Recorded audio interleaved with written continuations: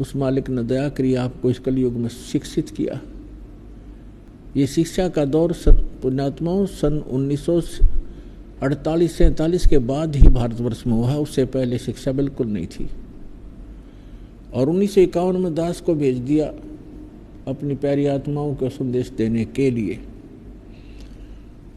और अभी ये मीडिया और ये जितना भी साइंस की तरक्की जो हमारे लिए आवश्यक है सदग्रंथों को समझने के लिए, ये अभी 2000 के बाद का ये सारी देन है परमात्मा की। मोबाइलों का बनना, ये इलेक्ट्रॉनिक मीडिया जो टीवी चैनल ऐसे बढ़िया बना देने, तो ये परमात्मा ने दया करी आपके ऊपर, ताकि परमात्मा के बच्चे उन्हीं सदग्रंथों से भगवान को जाने जिनको शुरू से ही शिरोधार्य किए हुए थे।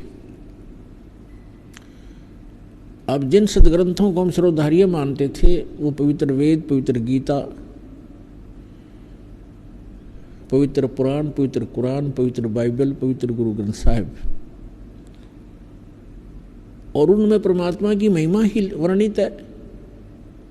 जो उन सदग्रंथों में परमात्मा की महिमा है और जिस परमात्मा के वो अंदर वो सर्व सदग्रंथ खरे उतरते हैं तो वो परमात्मा है। अभी तक हमारे जो धर्मगुरु थे वो गलत ज्ञान सुनाते थे, नाम इन्हीं सदग्रंथों का लेते थे और सदग्रंथों में लिखी के विवरण के विपरीत हमें ज्ञान सुनाया करते थे। और वो लोकवेद इतना गहरा हो गया था कि हमने उनको फाइनल मान लिया था।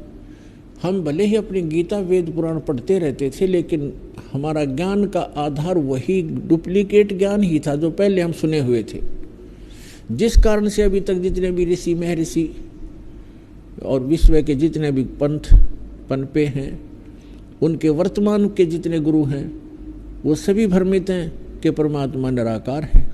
और सभी सदग्रंथों के अंदर परमात्मा साकार है, नर आकार बताया है। तो वो लोकवेद हमारे हृदय में सब का समाया हुआ था। सदग्रंथों को आधार मानते थे, ज्ञान उसके विपरीत ही हम स्वीकार किए हुए थे। उसको हटाने के लिए इन सदग्रंथों को आपके रूबरू करना अनिवार्य था। और यही कारण है कि आज परमात्मा के बच्चे अपने पिता को पहचान रहे हैं और दौड़ दौड़ कर आ रहे हैं, अपना कल्याण करवा रहे हैं। पुण्यात्माओं, इस स्थान से जिस भी प्राणी को उपदेश प्राप्त हो गया उसके मोक्ष में शंका नहीं। ये तो आप निश्चिंत हो जाना, आपका मोक्ष 101% है। लेकिन इसमें मर्यादा प्रथम है। मर्यादा में रहोगे भगवान सदा साथ रहेगा।